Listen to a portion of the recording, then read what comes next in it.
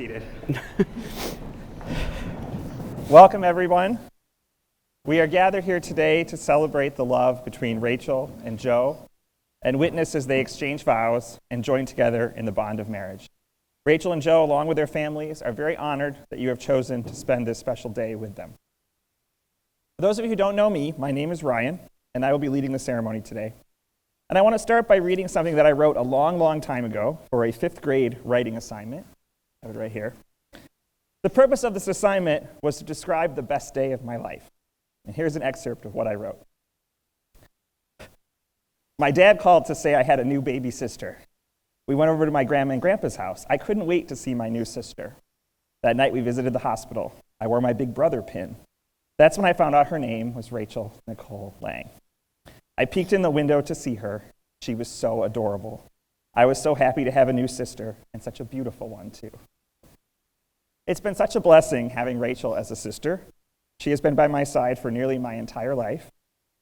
And because of that, we share a deep bond that we have with no one else. As adults, we moved on to different lives in different places, but we will still always have each other to call and talk about life with, to visit and go on adventures with, to laugh with, and to cry with. Rachel has so much energy and zest for life. She loves to travel, and she does it to the fullest, always searching for the best barbecue joint in the city or the oldest diner in the state.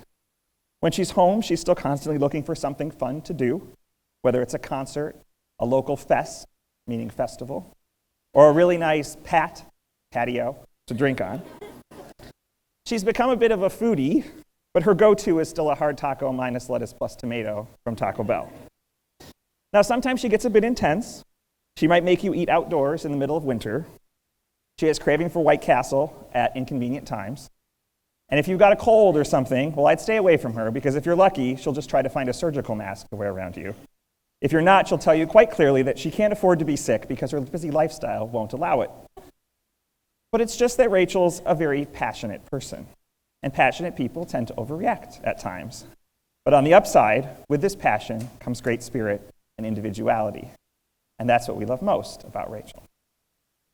Now, one passion that has defined Rachel since she was young is her love for, or rather obsession with, weddings. As a child, she got this game here called Perfect Wedding. The goal of the game is to gather all the components to a perfect wedding: the dress, the rings, the cake, the reception venue. Rachel played this game over and over as a kid, and even as an adult, when she brought some college friends over to introduce them to it. She even played it again last night with her bridesmaids. Her favorite movie is Father of the Bride with Steve Martin, and many years ago she asked her dad to buy a Precious Moment figurine called Always and Forever Daddy's Little Girl, depicting a father-bride dance, in anticipation that he could give it to her as a wedding gift someday down the road. She's watched Say Yes to the Dress so many times that even I started to know the staff at Kleinfeld Bridal by heart. Of course, she's also attended many weddings, and after each one, she would analyze it in detail.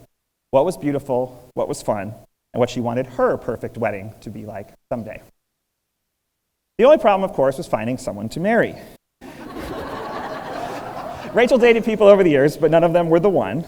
Sometimes she'd worry that she would never find that person and have the day she dreamed of. Luckily, she listened to some very wise people, Mr. Steve Perry and his band, and she did not stop believing, because on March 11th, 2014, she finally met Joe. Now, they had connected on OkCupid, but on that day, she was so worn out from work that she just wanted to cancel the date, go home, and watch soap operas in her pajamas. Luckily, she didn't do that, and the two of them hit it off right away. On April 27th, they officially became a couple. One day later, someone posted an article to Rachel's Facebook entitled, 23 Incredible Reasons Taco Bell is Better Than Having a Significant Other. Rachel replied, I have a significant other now, though, and he lets me eat all the TB I want, so it's the best of both worlds. Sounds like it was going pretty well already. But actually, right away, I could tell that something was different about this one. I drove Rachel from Chicago to Detroit that May, and all the way home, all I heard about was Joe. I heard about how well they got along. I heard about all the things she loved about him, how he kept telling her how lucky he was to have found her, and how they were going to get married. It seemed a little sudden to me at the time, but I guess that deep down, they already just knew. Joe has always had strong relationships with his own family, his parents, his sisters, and especially his nieces and nephews, who totally idolize him. So it's no surprise that he got along with my family for the first moment that we met him. My grandma loved him just because of his name. My grandpa went by Joe, and she was thrilled at the possibility of another Joe in the family. My aunt famously grilled him with 1,000 questions, but he passed with flying colors.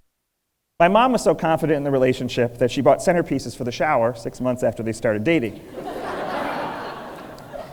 As for me, I could tell right away that Joe was a stand-up guy who was good for my sister and that he simply adored her. In the next 2 years, I was lucky to spend a lot of time with Joe as the three of us drove back and forth between Chicago and Detroit, stopping in Valparaiso, Indiana at our favorite Taco Bell, singing along to Africa by Toto, and getting to know each other through lots of conversations. Well, actually, I have to say that Joe was a little quiet at first. Actually, Joe is just a little bit quiet, at least compared to our family. But who isn't? We are intense. Rachel may overreact at times, but she comes from a long line of major overreactors. And Joe is, for the most part, calm, stable, relaxed. Unless, of course, he's watching the Tigers, the Lions, or the Wolverines. As a loyal fan since childhood, he follows the teams through good times and bad and can get pretty intense around them. And in those moments, he fits in very well with my dad. Another good sign. But in any case, as the years went gone by, Joe has become more and more comfortable around our crazy family, and we've seen beneath his quiet exterior to discover the goofy and hilarious side that Rachel saw from day one. We have grown to love him as one of our own. In fact, it's hard to even imagine a time when Joe wasn't part of our lives. In May of 2016, Joe came to Michigan on a secret trip to purchase an engagement ring. But first, he showed up at my parents' front door bright and early to ask my dad for his blessing. My dad was surprised but delighted to grant Joe his blessing and share a glass of Stella Artois with him. I found out about this when the ring came in that August, and I had the honor of transporting it from Detroit back to Joe in Chicago, while Rachel was none the wiser. Fearful of something happening to it, I only stopped once on the way at our favorite Taco Bell. Seemed appropriate. And then October 27th, 2016, at a romantic cabin in Indiana, Joe asked Rachel to be his wife. If you've been paying attention, you might notice that this date was exactly 2.5 years after they started officially dating, and exactly 2 years before the wedding here today. This wasn't planned. Oddly enough, this wedding was originally planned for the spring until a scheduling snafu forced them to reschedule to today. It's almost like it was destiny. One of Joe's favorite songs is Shut Up and Dance by Walk the Moon, and one of the lyrics of that song is, "This woman is my destiny." And it does seem like Rachel and Joe were destined to meet and fall in love. They both grew up in the suburbs of Detroit, they both went to the University of Michigan, and they even went to the same bars in Chicago. OkCupid may have put them together, but it seems like the universe was pushing them that way anyway. They are a perfect match for each other. Rachel may be passionate to a fault at times, but Joe knows how to calm her down and get her to relax at her most stressful moments, and he feeds off her infectious energy. They have lots of fun together. They've traveled all over the world, to New Orleans, to Denver, to Australia, to Ireland. They hit up all the Chicago fests and drink on all the Pats, though Taco Bell is still their favorite, enough so that they had some of their engagement photos there, and they were featured on 2 different websites. They never stop thinking about each other, even when they are apart. They talk as much as they can during the day at work, and when Joe leaves, every single day, he sends Rachel a sign-off telling her how much he loves her and how excited he is for their next adventure. When Rachel was attending a recent Journey concert, which if you know Rachel is basically a sacred experience for her, her first inclination was to call Joe and tear up with excitement about marrying him. A few months ago when Rachel was staying at her parents' place and Joe at his, he told her, "I always miss you when we're not sleeping in the same place." And when they are separated like this, it doesn't take long before on our end we start to hear a constant refrain of, "I miss Joe." They take care of each other. When Rachel's had a bad week, Joe surprises her with flowers, candy, wine, or all of the above. When Joe's having a bad time, he can go read one of the "Things I Love About You" that Rachel wrote on popsicle sticks one Christmas. When Rachel had very serious back pain, Joe had to help her do everything. As Rachel herself said, "Joe probably didn't think he was signing on for pushing me in a wheelchair this soon after engagement." But it goes both ways. When Joe gets sick, Rachel takes great care of him too. For some reason, when it's Joe, there are no surgical masks or no worries that she'll catch his illness and screw up her life.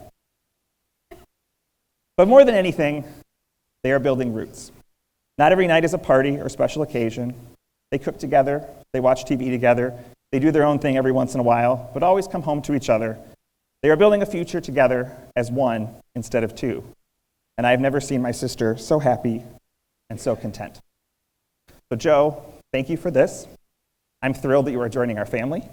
I'm so excited to be getting a new brother, and that it's you. My mom and dad are also delighted, as are my grandma, aunts, uncles, and cousins. And I know that Gamp, and Grandpa Lang, who aren't here with us anymore, would have been so happy for the two of you today. Ray, as beautiful as you looked to me when you were born, you never look more beautiful than you look today. And you've got exactly what you wanted. A romantic proposal, a stunning ring, a trip to Kleinfeld's with your mom and one of your best friends, the perfect dress with father of the bride shoes, a fun bachelorette party, a fantastic shower, a beautiful venue, even a string quartet, and thousands or hundreds of people, it seems like thousands, of people here who love you. Both of you, this is the best day of your lives. But it's not actually because of all those things I just listed, all the trappings of a wedding that can be found on cards in a kid's board game. It's actually because each of you has found the other. Your love, your person, your lobster, your spole, your fave human, your partner for life. To share all the trips, talks, struggles, and everyday routines that life will give you. And that's what makes this the best day of your lives and the perfect wedding. Joe's sister, Kate, will now read an Irish blessing. Rachel and Joe chose this reading because Ireland is a special place to them after they traveled there together. May your mornings bring you joy and your evenings bring you peace. May your troubles grow few as your blessings increase. May the saddest day of your future be no worse than the happiest day of your past. And may your hands be forever clasped in friendship and your hearts joined forever in love. Your lives are very special. God has touched you in many ways. May his blessings rest upon you and fill all your coming days.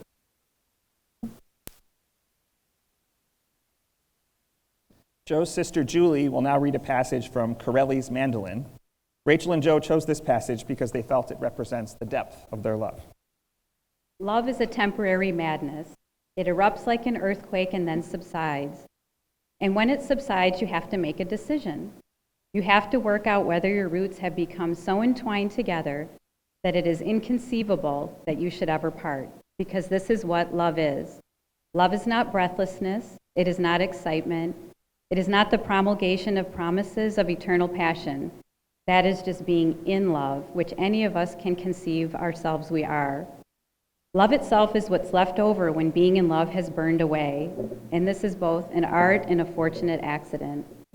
Those that truly love have roots that grow towards each other underground, and when all the pretty blossom have fallen from their branches, that they find that they are one tree and not two.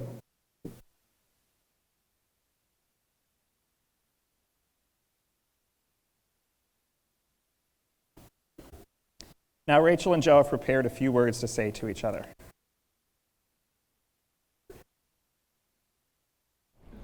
Joe, from the very beginning of our relationship, we have had a level of comfort that I have never known before, to the point where I originally thought it almost seemed too easy.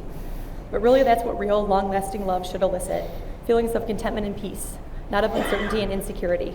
The reason I love the mandolin reading so much is because it reminded me of how deep our love goes. Beyond that initial thrill of getting to know each other, and beyond the excitement of big trips and elaborate displays of affection. Of course, I have loved all of our amazing travels and our fancy date nights, but I love the little things just as much, if not more.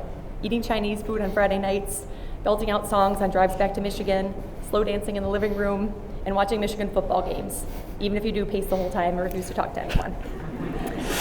We always talk about our little moments, and these moments together have made the last 4 years the best of my life. Even the most mundane things are fun when I'm doing them with you. I couldn't ask for a more caring, selfless, loving partner. Thank you for always supporting me, even when you had to literally help me walk after I hurt my back. Thank you for patiently listening to me vent and making me laugh when I have a bad day, and for calming me down when I'm freaking out, which is often. I will always remember driving up to Red Rocks for the James Taylor concert while it was storming, and I was convinced the night would be ruined. You kept telling me it was going to pass and everything would be okay.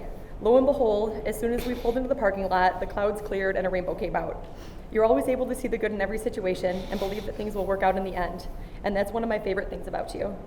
There are so many things I love about you, Joe, and if I made you another gift listing them, there wouldn't be enough popsicle sticks in the world. I am so happy, and I can't wait to spend the rest of my life making new little moments with you. Oh, jeez. Rachel, words cannot describe how I feel about you. From that very first date at Dry Hop, I knew there was going to be something special about you in my life. Did I know that it would lead to this day? Not a chance, but the hope was there. It's been a crazy journey with plenty of adventures along the way, and I can't wait to see what the future holds for both of us. In writing these vows, I've been able to reflect on all the things I love about you and how important you've become in my life. I never imagined I would love someone as much and as deeply as I love you. I love how when you're angry, I can take a second to just spin you a few times and the anger washes away, even for just a minute. I love you so much, and when you're trying not to laugh, when I'm being goofy, but no matter what, I always get you to crack a smile and try to chuckle a little bit. I love how so many little things excite you. A big day like today can be overwhelming and stressful, but a quiet night can make you light up like Christmas morning, especially if it's with Chinese food and scary movies. And yes, I will watch scary movies with you, but I reserve the right to always complain. I love how we just have just as much fun on those quiet nights as we do going to fancy dinners and judging all the other people there. I love being the person you ask what you should do for basically any decision ever, and I promise to always be there to make the decision so you can go back and realize what you truly want to do. I know you'll always take care of me if I need it, and I'll always be there for whenever anything goes wrong. How's the back feeling right now? Okay. This has been a crazy day so far, and I can't imagine what I'm going to see on the dance floor later with everyone. But it's also been perfect because we're together. And no matter what happens in life, I know we'll be able to face it because we will be together. I know there will be some tough times, and we'll probably have some arguments that we'll probably look back on and be confused why we even argued about that. But I always love you and always be there to make sure that we do not go to bed angry or without saying I love you. And good night. I promise to always tell you how much I love you and more importantly show you for the rest of my life. And to throw it back to our engagement, I love you, Rachel Nicole Lang, and I always will.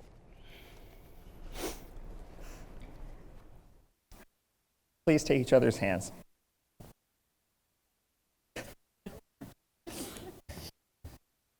Rachel, please repeat after me. I, Rachel, take you, Joe, to be my husband. I, Rachel, take you, Joe, to be my husband. I promise to be true to you in good times and in bad, I promise to be true to you in good times and in bad, in sickness and in health. in sickness and in health. I will love you and honor you all the days of my life. I will love you and honor you all the days of my life. Joe, please repeat after me. I, Joe, take you, Rachel, to be my wife. I, Joe, take you, Rachel, to be my wife. I promise to be true to you in good times and in bad, I promise to be true to you in good times and in bad, in sickness and in health. in sickness and in health. I will love you and honor you all the days of my life. I will love you and honor you all the days of my life. May I please have the rings?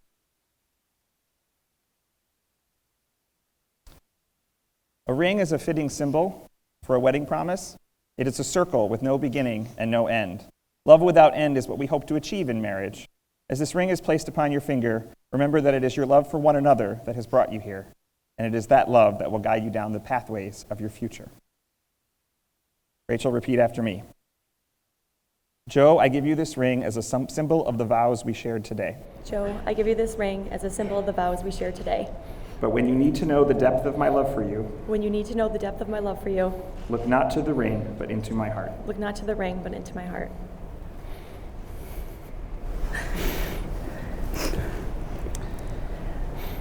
Joe, repeat after me. Rachel, I give you this ring as a symbol of the vows we shared today. Rachel, I give you this ring as a symbol of the vows we shared today.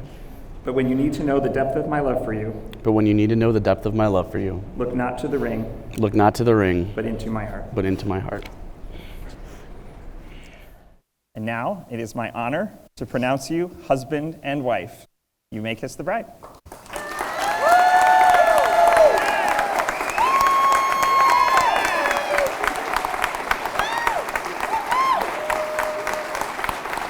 Ladies and gentlemen, I present to you for the first time Mr. and Mrs. Joe and Rachel Kronk.